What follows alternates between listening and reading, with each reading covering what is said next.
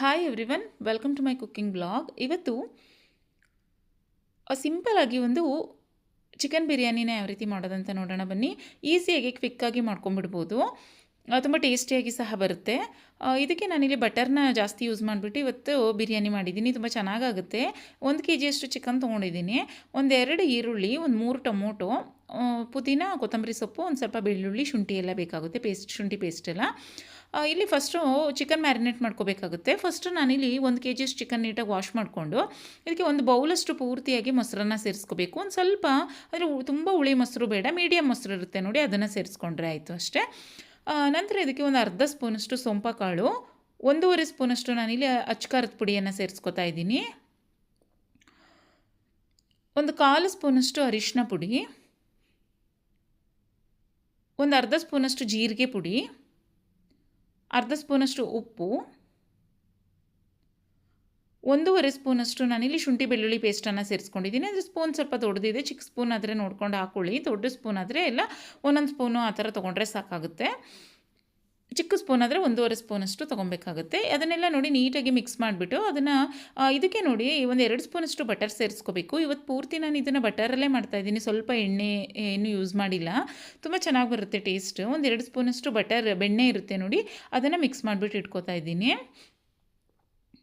ಇವತ್ತು ಮೇಯ್ನಾಗಿ ಇದೇ, ಅಂದರೆ ಒಂದು ಸ್ವಲ್ಪ ಡಿಫ್ರೆಂಟಾಗಿ ಬರಲಿ ಅಂತ ಬರೀ ಬಟರಲ್ಲಿ ಮಾಡ್ಕೋತಾ ಇದ್ದೀನಿ. ಚೆನ್ನಾಗಿ ಸಹ ಬಂದಿತ್ತು. ಈಗ ಇದನ್ನು ಮಾಡ್ಕೊಳ್ಳಿಕ್ಕೆ ನಾನಿಲ್ಲಿ ಒಂದು ಸ್ವಲ್ಪ ತರಕಾರಿಗಳು ಅಂದರೆ ಈರುಳ್ಳಿ ಮತ್ತು ಟೊಮೊಟೊ ಬೇಕಾಗುತ್ತೆ ಅಷ್ಟೇ. ಕೊತ್ತಂಬರಿ ಸೊಪ್ಪು, ಪುದೀನ ಸೊಪ್ಪೆಲ್ಲ ಹಾಕಿದರೆ ಟೇಸ್ಟ್ ಸ್ವಲ್ಪ ಫ್ಲೇವರ್ ಚೆನ್ನಾಗಾಗುತ್ತೆ. 2 ಈರುಳ್ಳಿ ಇಲ್ಲಾಂದರೆ 3 ಈರುಳ್ಳಿ ತೊಗೊಂಡ್ರೆ ಸಹ ತುಂಬ ಚೆನ್ನಾಗಾಗುತ್ತೆ. ಬಿರಿಯಾನಿಗೆ ಜಾಸ್ತಿ ಈರುಳ್ಳಿ ಹಾಕಿದಷ್ಟು ತುಂಬ ಚೆನ್ನಾಗಾಗುತ್ತೆ. ಇಲ್ಲಿ ನಾನು ಈರುಳ್ಳಿನ ಉದ್ದುದಾಗಿ ಹೆಚ್ಕೋತಾ ಇದ್ದೀನಿ. ತುಂಬ ಸಣ್ಣದಾಗಿ ಏನು ಹೆಚ್ಚೋದು ಬೇಡ, ಅಂದರೆ ತೆಳುವಾಗಿ ಉದ್ದುದಾಗಿ ಹೆಚ್ಕೊಂಡ್ರೆ ಚೆನ್ನಾಗಾಗುತ್ತೆ.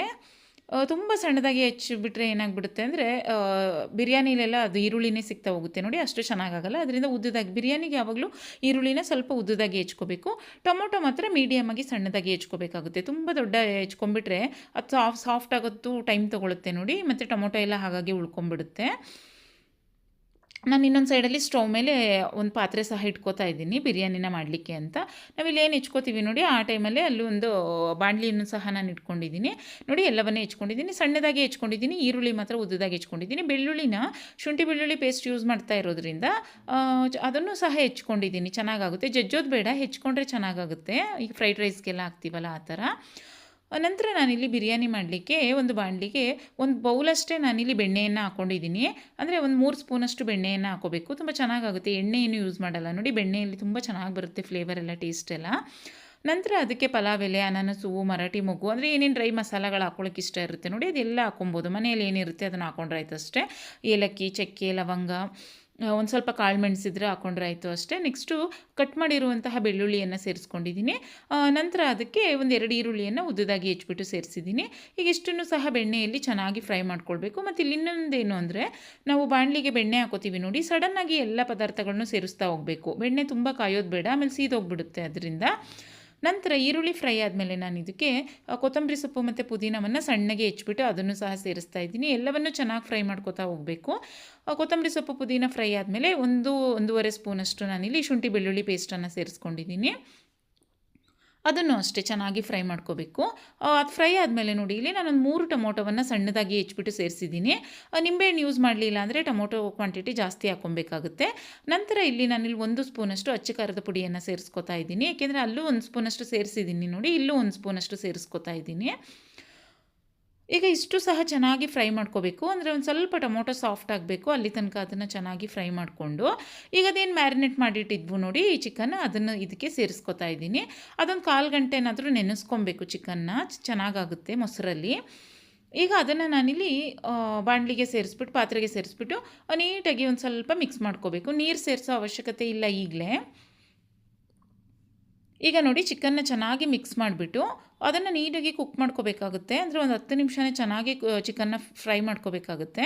ಯಾಕೆಂದರೆ ನಾವು ರೈಸ್ ಸೇರಿಸಿದ ಮೇಲೆ ಚಿಕನ್ ಅಷ್ಟು ಬಾಯ್ಲ್ ಆಗೋಲ್ಲ, ಕುಕ್ ಆಗೋಲ್ಲ ಅದು. ನಾವು ಇಲ್ಲೇ ಒಂದು 80% ಅಷ್ಟು ಚಿಕನ್ನ ಬೇಯಿಸ್ಕೊಬೇಕಾಗುತ್ತೆ ಮೊದಲೇ. ಈಗ ನೋಡಿ, ನಾನು ಫಸ್ಟ್ ಅದನ್ನು ಚಿಕನ್ನ ಸೇರಿಸ್ಬಿಟ್ಟು ನೀಟಾಗಿ ಅದನ್ನು ಅಂದರೆ ನೀಟಾಗಿ ತಿರುಗಿಸ್ಬಿಟ್ಟು ಮುಚ್ಚಿಬಿಟ್ಟು ಬಿಟ್ಬಿಡಬೇಕು ನೋಡಿ. ಈ ಥರ ಅದೇ ನೀರು ಬಿಟ್ಕೊಂಡಿರುತ್ತೆ. ನಾನು ಸ್ವಲ್ಪ ನೀರು ಸೇರಿಸಿಲ್ಲ, ಅದೇ ನೀರು ಬಿಟ್ಕೊಂಡಿರುತ್ತೆ. ಆದರೆ ಮುಚ್ಚಿಬಿಟ್ಟು ಮೀಡಿಯಮ್ ಟು ಲೋ ಫ್ಲೇಮಲ್ಲೇ ಬೇಯಿಸ್ಕೊಬೇಕಾಗುತ್ತೆ. ಹೈ ಫ್ಲೇಮಲ್ಲಿ ಬೇಯಿಸ್ಬಿಟ್ರೆ ಏನಾಗುತ್ತೆ ಅಂದರೆ ಒಂದು ಸ್ವಲ್ಪ ಒತ್ತಿಬಿಡುತ್ತೆ ಅದು, ಡೌನಲ್ಲೆಲ್ಲ ಒತ್ತಿಬಿಟ್ಟು ಬ್ಲ್ಯಾಕ್ ಥರ ಆಗಿಬಿಡುತ್ತೆ. ಅದರಿಂದ ಮೀಡಿಯಮ್ ಟು ಲೋ ಫ್ಲೇಮಲ್ಲಿ ಬೇಯಿಸ್ಕೊಂಡು ನೋಡಿ ಅದಕ್ಕೆ ಒಂದು ಅರ್ಧ ಸ್ಪೂನಷ್ಟು ಉಪ್ಪನ್ನು ಸಹ ಹಾಕಿದ್ದೀನಿ ಮತ್ತು 1.5 2 ಸ್ಪೂನಷ್ಟು ಬಿರಿಯಾನಿ ಪೌಡರ್ನ ಸೇರಿಸ್ತಾ ಇದ್ದೀನಿ. ಬಿರಿಯಾನಿ ಪೌಡರ್ ಹಾಕಿದ್ರೆ ಟೇಸ್ಟ್ ಚೆನ್ನಾಗಿ ಬರುತ್ತೆ. ಅದರಿಂದ ಒಂದು 2 ಸ್ಪೂನಷ್ಟು ಬಿರಿಯಾನಿ ಪೌಡರ್ನ ಸೇರಿಸ್ಬಿಟ್ಟು ಮತ್ತೆ ನೋಡಿ ಅದನ್ನು ಬೇಯಲಿಕ್ಕೆ ಬಿಟ್ಟಿದ್ದೀನಿ. ಈಗ ಮತ್ತೆ ಒಂದು 5 ನಿಮಿಷ ಬೆಂದ ಮೇಲೆ ನೋಡಿ ಅದು ಎಷ್ಟು ಚೆನ್ನಾಗಿ ಬಟರ್ ಹಾಕಿದ್ವಲ್ಲ ಅದು ತುಪ್ಪದ ರೀತಿ ಫುಲ್ಲು ಕರಗಿಬಿಟ್ಟು ಎಣ್ಣೆ ಥರ ಸುತ್ತ ಬಿಟ್ಕೊಂಡಿರುತ್ತೆ ನೋಡಿ, ಅಲ್ಲಿ ತನಕ ಅದನ್ನು ನಾವು ಚೆನ್ನಾಗಿ ಫ್ರೈ ಮಾಡ್ಕೋಬೇಕಾಗುತ್ತೆ. ಮತ್ತು ನಾನು ಇದನ್ನು ಮುಚ್ಚಿಬಿಟ್ಟು, ಏಕೆಂದರೆ ನೀಟಾಗಿ ಒಂದು ಸ್ವಲ್ಪ ಚಿಕನ್ ಫ್ರೈ ಆದರೆ ತಿನ್ಲಿಕ್ಕೆ ಸಹ ಚೆನ್ನಾಗಾಗುತ್ತೆ ರೈಸಲ್ಲಿ. ಅದರಿಂದ ನೋಡಿ ನಾನು ಮತ್ತೆ ಮುಚ್ಚಿಬಿಟ್ಟು ಒಂದು 5 ನಿಮಿಷ ಮತ್ತೆ ಕುಕ್ ಮಾಡ್ಕೊಂಡಿದ್ದೀನಿ. ನೀಟಾಗಿ ಅದು ಫುಲ್ಲು ಎಣ್ಣೆ ಥರ ಬಿಟ್ಬಿಟ್ಟಿದೆ, ತುಪ್ಪ ಅದು ಬೆಣ್ಣೆ ಏನಿದೆ ಅದು. ಈಗ ಇದಕ್ಕೆ ನಾನಿಲ್ಲಿ 1 ಗ್ಲಾಸಷ್ಟು ಅಕ್ಕಿಯನ್ನು ಸೇರಿಸ್ಕೊತಾ ಇದ್ದೀನಿ. ಅಂದರೆ ನಾನು ದೊಡ್ಡ ಗ್ಲಾಸಲ್ಲಿ ಅಕ್ಕಿಯನ್ನು ತೊಗೊಂಡಿದ್ದೀನಿ, ಚಿಕ್ಕ ಗ್ಲಾಸಲ್ಲಾದರೆ 2 ಗ್ಲಾಸಷ್ಟು ಸೇರಿಸ್ಕೊಬೇಕಾಗುತ್ತೆ. ನಾನು ಅಕ್ಕಿನ ವಾಶ್ ಮಾಡಿ ಇಟ್ಕೊಂಡಿದ್ದೆ ನೋಡಿ, ಅದನ್ನು ಸೇರಿಸ್ತಾ ಇದ್ದೀನಿ. ಈಗ ಒಂದು ಸ್ವಲ್ಪ ಅದನ್ನು ತಿರುಗಿಸಿದ್ರೆ ಆಯಿತು ಅಷ್ಟೇ. ಒಂದು ನಿಮಿಷ ಅದನ್ನು ಈ ರೀತಿ ತಿರುಗಿಸ್ಬಿಟ್ಟು ಈಗ ಇದಕ್ಕೆ ನಾನಿಲ್ಲಿ 2 ಗ್ಲಾಸಷ್ಟು ನೀರನ್ನು ಸೇರಿಸ್ಕೊತಾ ಇದ್ದೀನಿ. ಅಂದರೆ ಇಲ್ಲಿ ನಾನು ಪಾತ್ರೆಯಲ್ಲಿ ಮಾಡ್ತಾ ಇರೋದ್ರಿಂದ ಒಂದು ಅರ್ಧ ಗ್ಲಾಸಷ್ಟು ನೀರನ್ನು ಜಾಸ್ತಿ ಸೇರಿಸ್ಕೊತಾ ಇದ್ದೀನಿ. 2.5 ಗ್ಲಾಸಷ್ಟು ನೀರನ್ನು ಸೇರಿಸ್ಕೊತಾ ಇದ್ದೀನಿ. ಕುಕ್ಕರಲ್ಲಿ ಮಾಡೋದಾದರೆ ಪರ್ಫೆಕ್ಟಾಗಿ ಸೇರಿಸ್ಕೊಬೇಕಾಗುತ್ತೆ 2 ಗ್ಲಾಸಷ್ಟು. ಪಾತ್ರೆಯಲ್ಲಿ ಮಾಡೋದಾದರೆ ಯಾವತ್ತೂ ಒಂದು ಅರ್ಧ ಗ್ಲಾಸ್ ನಾವು ಏನು ಕ್ವಾಂಟಿಟಿ ಹಾಕಿರ್ತೀವಿ ನೋಡಿ, ಈಗ 1 ಗ್ಲಾಸ್ಗೆ 2 ಗ್ಲಾಸ್ಗಿನ 2.5 ಗ್ಲಾಸು, 2 ಗ್ಲಾಸ್ ಹಾಕಿದರೆ 4 ಗ್ಲಾಸ್ಗಿನ 4.5 ಗ್ಲಾಸ್ ಆ ಥರ ನೀರನ್ನು ಸೇರಿಸ್ಕೊಬೇಕಾಗುತ್ತೆ. ಪಾತ್ರೆಯಲ್ಲಿ ಕುಕ್ಕರಲ್ಲಿ ಮಾಡಿದರೆ ಪರ್ಫೆಕ್ಟಾಗಿ ಡಬಲ್ ಕ್ವಾಂಟಿಟಿಯಷ್ಟು ನೀರನ್ನು ಸೇರಿಸ್ಕೊಂಡ್ರೆ ಆಯಿತು. ಈಗ ನೋಡಿ ಚೆನ್ನಾಗಿ ಮಿಕ್ಸ್ ಮಾಡಿಬಿಟ್ಟು ರುಚಿಗೆ ತಕ್ಕಷ್ಟು ಅದಕ್ಕೆ ಉಪ್ಪನ್ನು ಸಹ ಈಗಲೇ ಸೇರಿಸ್ಕೊಬೇಕಾಗುತ್ತೆ. ನಾನು ಮತ್ತೆ ಇಲ್ಲಿ ಒಂದು ಅರ್ಧ ಸ್ಪೂನಷ್ಟು ಉಪ್ಪನ್ನು ಸಹ ಸೇರಿಸ್ತಾ ಇದ್ದೀನಿ. ಟೇಸ್ಟ್ ನೋಡಿಕೊಂಡು ಉಪ್ಪನ್ನು ಸೇರಿಸಿದ್ರೆ ಆಯಿತು. ಈಗ ನೋಡಿ ಚೆನ್ನಾಗಿ ಮಿಕ್ಸ್ ಮಾಡಿಬಿಟ್ಟು ಮುಚ್ಚಿಬಿಟ್ಟು ಬಿಟ್ಟರೆ ಆಯಿತು. ಮತ್ತು ಹೈ ಫ್ಲೇಮಲ್ಲೇ ಇರಬೇಕು. ಅದು ಫುಲ್ ಅಕ್ಕಿ ಸ್ವಲ್ಪ ಅರಳ್ತಾ ಬರುತ್ತೆ ನೋಡಿ, ಆಗ ನಾವು ಲೋ ಫ್ಲೇಮ್ ಮಾಡಬೇಕಾಗುತ್ತೆ. ನಾನು ಇನ್ನೂ ಅದನ್ನು ಹೈ ಫ್ಲೇಮಲ್ಲೇ ಬಿಟ್ಟಿದ್ದೀನಿ. ಹೈ ಫ್ಲೇಮಲ್ಲಿ ಬಿಟ್ಟಷ್ಟು ಅಕ್ಕಿ ಚೆನ್ನಾಗಿ ಕುಕ್ ಆಗುತ್ತೆ. ಸಡನ್ನಾಗಿ ಲೋ ಫ್ಲೇಮ್ ಮಾಡಿಬಿಟ್ರೆ ಅದು ಬೇಯೋದು ಸಹ ಟೈಮ್ ತೊಗೊಳುತ್ತೆ, ಮತ್ತು ಕುಕ್ ಆಗಲಿಕ್ಕೂ ಸಹ ಟೈಮ್ ತೊಗೊಂಡು ಅದು ಅಕ್ಕಿ ಅರಳೋದು ಸಹ ಚೆನ್ನಾಗಾಗಲ್ಲ. ಈಗ ನೋಡಿ ಅಲ್ಲಿ ಹೈ ಫ್ಲೇಮಲ್ಲೇ ಅದು ಬೇಯ್ತಾ ಇದೆ. ಆ ಟೈಮಲ್ಲಿ ನಾನು ಇಲ್ಲೊಂದು ಸ್ವಲ್ಪ ಚಿಕನ್ ಚಾಪ್ಸ್, ಅದೇ ನಾನು ಏನು ಬಟರ್ ಚಿಕನ್ ಮಾಡ್ತಾ ಇದ್ದೆ ನೋಡಿ, ಅದ್ರದ್ದೇ ಒಂದು ಸ್ವಲ್ಪ ಗ್ರೇವಿನ ತೆಗೆದಿಟ್ಕೊಂಡಿದ್ದೀನಿ. ಅಂದರೆ ಒಂದು 1/4 kg ಅಷ್ಟನ್ನು ತೆಗೆದಿಟ್ಕೊಂಡಿದ್ದೀನಿ. ಇದು ಸೈಡಾಗಿ ಚೆನ್ನಾಗಾಗುತ್ತೆ ಚಿಕನ್. ಅದರಿಂದ ಇದಕ್ಕೆ ಬಟರೆಲ್ಲ ಯೂಸ್ ಮಾಡಿರ್ತೀವಿ, ಮಸಾಲ ಎಲ್ಲ ಯೂಸ್ ಮಾಡಿರ್ತೀವಿ ನೋಡಿ, ಇನ್ನೇನು ಯೂಸ್ ಮಾಡೋದು ಬೇಡ ಇದಕ್ಕೆ. ಅದರಿಂದ ಬಟರ್ ಚಿಕನ್ ಎಲ್ಲ ಮಾಡಬೇಕಾದ್ರೆ ನೋಡಿ, ಅಲ್ಲಿ ಚಿಕನ್ ಗ್ರೇವಿನ ಅಂದರೆ ಬಿರಿಯಾನಿ ಮಾಡಬೇಕಾದ್ರೆ ಸ್ವಲ್ಪ ಅಲ್ಲೇ ಚಿಕನ್ ಗ್ರೇವಿನ ಜಾಸ್ತಿ ಮಾಡ್ಕೊಂಬಿಟ್ರೆ ಅದನ್ನೇ ಸ್ವಲ್ಪ ತೆಗೆದಿಟ್ಕೊಂಡ್ರೆ ಗ್ರೇವಿ ರೀತಿಯೂ ಯೂಸ್ ಮಾಡ್ಕೊಂಬಿಡ್ಬೋದು. ನೋಡಿ ಈಗ ಅದು ಚೆನ್ನಾಗಿ ಫ್ರೈ ಆಗ್ತಾ ಇದೆ ನೋಡಿ. ಈಗ ಅನ್ನ ಸ್ವಲ್ಪ ಅರಳ್ತಾ ಬಂದಿದೆ, ಸ್ವಲ್ಪ ಗಟ್ಟಿ ಆಗ್ತಾ ಇದೆ ನೋಡಿ. ಈ ಟೈಮಲ್ಲಿ ಸ್ಟವ್ ಫ್ಲೇಮ್ನ ಕಡಿಮೆ ಮಾಡಿಬಿಟ್ಟು ಬಿಟ್ಬಿಡಬೇಕು. ನೋಡಿ ಈಗ ರೈಸ್ ಎಲ್ಲ ನಿಮಗೆ ಕಾಣಿಸ್ತಾ ಇರ್ಬೋದು ಮೇಲೆ ಬಂದಿರೋದು. ಈ ಟೈಮಲ್ಲಿ ಅದೇನು ಸ್ಟವ್ ಫ್ಲೇಮ್ ಇದೆ ನೋಡಿ, ಪೂರ್ತಿಯಾಗಿ ಕಡಿಮೆ ಮಾಡಿಬಿಟ್ಟು ಬಿಟ್ಬಿಡಬೇಕು. ಆಗ ನೀಟಾಗಿ ಅದು ಮೀಡಿಯಮ್ ಅಂದರೆ ಲೋ ಫ್ಲೇಮಲ್ಲಿ ಕುಕ್ ಆಗುತ್ತೆ. ಅಕ್ಕಿ ಎಲ್ಲ ಚೆನ್ನಾಗಿ ಅರಳ್ಕೊಂಡು ಬಿರಿಯಾನಿ ಸಹ ತುಂಬ ಚೆನ್ನಾಗಾಗಿರುತ್ತೆ. ಇಲ್ಲಾಂದರೆ ಅಕ್ಕಿ ಏನಾಗ್ಬಿಡುತ್ತೆ ಅಂದರೆ ಅರಳಿರಲ್ಲ ನೋಡಿ, ತಿನ್ನಲಿಕ್ಕೆಲ್ಲ ಅಷ್ಟು ಚೆನ್ನಾಗಾಗಲ್ಲ ನೋಡಿ. ಇಷ್ಟು ಕುಕ್ ಆಗಬೇಕು, ಅಂದರೆ ಒಂದು 80% ಅಷ್ಟು ಅಕ್ಕಿ ಕುಕ್ ಆಗುತ್ತೆ ನೋಡಿ.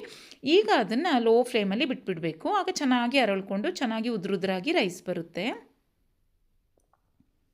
ಈಗ ನಾನು ಮುಚ್ಚಿಬಿಟ್ಟು ಬಿಟ್ಟಿದ್ದೀನಿ ನೋಡಿ. ಈಗ ನೋಡಿ ಫುಲ್ ಅದೇನು ಗಟ್ಟಿಯಾಗುತ್ತೆ ಅಲ್ಲಿ ತನಕ ಅದನ್ನು ನೀಟಾಗಿ ಒಂದು ಮಧ್ಯದಲ್ಲಿ ಒಂದು ಸರಿ ಈ ಥರ ತಿರುಗಿಸ್ಕೊಬೇಕಾಗುತ್ತೆ. ಇಲ್ಲಾಂದರೆ ಅದು ಏನಾಗುತ್ತೆ, ಒತ್ತಿಬಿಡುತ್ತೆ ನೋಡಿ ಡೌನಲ್ಲಿ. ಅದರಿಂದ ನಾನು ಮಧ್ಯದಲ್ಲಿ ಮತ್ತೆ ತಿರುಗಿಸ್ತಾ ಇದ್ದೀನಿ. ಮತ್ತೆ ತಿರುಗಿಸ್ಬಿಟ್ಟು ಮತ್ತೆ ಮುಚ್ಚಿಬಿಟ್ಟು ಅದನ್ನು 5 ನಿಮಿಷ ಲೋ ಫ್ಲೇಮಲ್ಲಿ ಬಿಟ್ಟರೆ ಚೆನ್ನಾಗಿ ಅದು ಅರಳ್ಕೊಂಡು ರುಚಿಯಾದಂತಹ ಬಿರಿಯಾನಿ ರೆಡಿಯಾಗಿರುತ್ತೆ.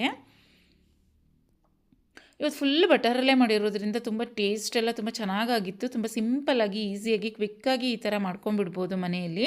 ತುಂಬ ಚೆನ್ನಾಗಾಗುತ್ತೆ. ಮಧ್ಯಾಹ್ನ ಈಗ ಸಂಡೇ ಎಲ್ಲ ಸ್ಪೆಷಲಾಗಿ ಮಾಡ್ಕೋತೀವಿ ನೋಡಿ, ಆವಾಗಲೂ ಚೆನ್ನಾಗಾಗುತ್ತೆ. ಇಲ್ಲಾಂದರೆ ಗೆಸ್ಟ್ ಎಲ್ಲ ಬರ್ತಾರೆ ನೋಡಿ, ಆ ಟೈಮಲ್ಲೂ ಸಹ ಟೇಸ್ಟಿಯಾಗಿ ತುಂಬ ಚೆನ್ನಾಗಾಗಿರುತ್ತೆ. ಇದಕ್ಕೆ ಸೈಡ್ ಡಿಶ್ ಆಗಿ ಚಿಕನ್ದೇ ಗ್ರೇವಿ ಮಾಡಿಕೊಂಡ್ರೂ ಸಹ ತುಂಬ ಚೆನ್ನಾಗಾಗುತ್ತೆ. ಮತ್ತು ಪೀಸ್ ಎಲ್ಲ ಅಷ್ಟೇ ನಾವು ಮೊದಲೇ ನೀಟಾಗಿ ಬೇಯಿಸ್ಕೊಂಡ್ಬಿಟ್ರೆ ಅಕ್ಕಿ ಹಾಕಿದ್ಮೇಲೆ ಅಷ್ಟು ಪೀಸ್ ಬೇಯಲ್ಲ. ಅದರಿಂದ ನೋಡಿಕೊಂಡು ನೀಟಾಗಿ ಬಿರಿಯಾನಿ ಮಾಡಬೇಕಾದ್ರೆ ಪೀಸ್ನ ಸ್ವಲ್ಪ 80% ಅಷ್ಟು ಬೇಯಿಸ್ಕೊಂಡು ನಂತರ ಅಕ್ಕಿಯನ್ನು ಸೇರಿಸ್ಬೇಕಾಗುತ್ತೆ. ನೋಡಿ ಸಿಂಪಲ್ಲಾಗಿ ಈ ಥರ ಮನೆಯಲ್ಲೇ ರೆಸ್ಟೋರೆಂಟ್ ಸ್ಟೈಲಲ್ಲಿ ಬಟರ್ ಚಿಕನ್ ಬಿರಿಯಾನಿನ ಮನೆಯಲ್ಲೇ ಟೇಸ್ಟಿಯಾಗಿ ಮಾಡ್ಕೊಂಬಿಡ್ಬೋದು. ಇದಕ್ಕೆ ಮೇಲೆ ಸ್ವಲ್ಪ ಕೊತ್ತಂಬರಿ ಸೊಪ್ಪು ಉದುರಿಸ್ಬೇಕಾಗಿತ್ತು, ನಾನು ಇವತ್ತು ಉದುರಿಸಿಲ್ಲ. ಅದು ಉದುರಿಸಿದ್ರೆ ಇನ್ನೂ ಅಟ್ರಾಕ್ಟಿವ್ ಆಗಿ ತುಂಬ ಚೆನ್ನಾಗಿ ಕಾಣಿಸುತ್ತೆ. ಕೊತ್ತಂಬರಿ ಸೊಪ್ಪಿದ್ರೆ ಅದನ್ನು ಸಹ ಲೈಟಾಗಿ ಅದ್ರ ಮೇಲೆ ಹಾಕ್ಕೊಂಡ್ರೆ ತುಂಬ ಚೆನ್ನಾಗಾಗುತ್ತೆ. ನೆಕ್ಸ್ಟ್ ನೋಡಿ ಗ್ರೇವಿ ನಾನು ಅದೇನು ಬಟರ್ ಚಿಕನ್ ಅಂದರೆ ಸಾರಿ ಬಟನ್ ಚಿಕನ್ ಬಿರಿಯಾನಿ ಮಾಡ್ತಾಯಿದ್ದೆ ಅದರದ್ದೇ ತೆಗೆದಿಟ್ಕೊಂಡಿರೋದು. ಅದು ಸಹ ತುಂಬ ಟೇಸ್ಟಿಯಾಗಿ ಬರುತ್ತೆ. ಬಟರ್ ಹಾಕಿರ್ತೀವಿ ನೋಡಿ, ತುಂಬ ಟೇಸ್ಟಿಯಾಗಿ ಬರುತ್ತೆ. ನೆಂಚ್ಕೊಳ್ಳಿಕ್ಕೂ ಸಹ ಅದಕ್ಕೆ ಸೈಡ್ ಡಿಶ್ ಆಗಿ ಸಹ ತುಂಬ ಚೆನ್ನಾಗಾಗುತ್ತೆ ಚಿಕನ್ ಬಿರಿಯಾನಿಗೆ. ಅವೆರಡೂ ಸಹ ಕಾಂಬಿನೇಷನ್ ಅಂತೂ ತುಂಬ ಚೆನ್ನಾಗಾಗಿತ್ತು. ತುಂಬ ಟೇಸ್ಟಿಯಾಗಿ ಬಂದಿತ್ತು ಎರಡೂ ಸಹ. ಮಧ್ಯಾಹ್ನ ಲಂಚಿಗೆ ಇಲ್ಲಾಂದರೆ ಮಾರ್ನಿಂಗ್ ಬ್ರೇಕ್ಫಾಸ್ಟ್ಗೆ ಸಂಡೇ ಟೈಮಲ್ಲಿ ಮಾರ್ನಿಂಗಲ್ಲೇ ಮಾಡ್ಕೊಂಡ್ಬಿಡ್ಬೋದು. ನೈಟ್ ಡಿನ್ನರ್ ಟೈಮಲ್ಲೂ ಸಹ ಈಸಿಯಾಗಿ ಕ್ವಿಕ್ಕಾಗಿ ಮನೆಯಲ್ಲಿಯೇ ರುಚಿಯಾದಂತಹ ಚಿಕನ್ ಬಿರಿಯಾನಿನ ಮಾಡ್ಕೊಬೋದು. ತುಂಬ ಟೇಸ್ಟಿಯಾಗಿ ಸಹ ಇರುತ್ತೆ, ತುಂಬ ಚೆನ್ನಾಗಾಗುತ್ತೆ, ಮಕ್ಕಳಿಗೆಲ್ಲ ಇಷ್ಟ ಆಗುತ್ತೆ, ದೊಡ್ಡವ್ರಿಗೂ ಸಹ ತುಂಬ ಇಷ್ಟ ಆಗುತ್ತೆ. ಹಾಗೆ ಒಂಥರ ಸ್ಪೆಷಲ್ ಆಗಿ ಅನಿಸುತ್ತೆ. ತುಂಬ ಮಾಮೂಲಿ ಬಿರಿಯಾನಿಗಿಂತ ತುಂಬ ಚೆನ್ನಾಗಾಗುತ್ತೆ. ಬರೀ ಬಟರಲ್ಲೇ ಮಾಡಿಕೊಂಡ್ರೆ ಟೇಸ್ಟ್ ವೈಸ್ ಸಹ ಮಾಮೂಲಿ ಬಿರಿಯಾನಿಗಿಂತ ತುಂಬ ಚೆನ್ನಾಗಾಗುತ್ತೆ. ತುಂಬ ಟೇಸ್ಟಿಯಾಗಿ ಬರುತ್ತೆ. ರೆಸಿಪಿ ತುಂಬ ಚೆನ್ನಾಗಾಗಿತ್ತು. ರೆಸಿಪಿ ಇಷ್ಟ ಆದರೆ ನೀವು ಸಹ ಟ್ರೈ ಮಾಡಿ, ಹಾಗೆ ಬೇರೆಯವ್ರಿಗೂ ಸಹ ಶೇರ್ ಮಾಡಿ. ಹಾಗೆ ಚಾನಲ್ನ ಸಬ್ಸ್ಕ್ರೈಬಲ್ಲೇ ಇರುವಂತಹ ಒಂದು ಬೆಲ್ಲೈಕಾನ್ ಇರುತ್ತೆ ನೋಡಿ ಚಾನಲಲ್ಲಿ, ಅದನ್ನು ಪ್ರೆಸ್ ಮಾಡಿ. ಇದರಿಂದ ನನ್ನ ವಿಡಿಯೋ ಇಮಿಡಿಯೇಟಾಗಿ ನಿಮಗೆ ರೀಚ್ ಆಗುತ್ತೆ. Thanks for watching. ಬಾಯ್.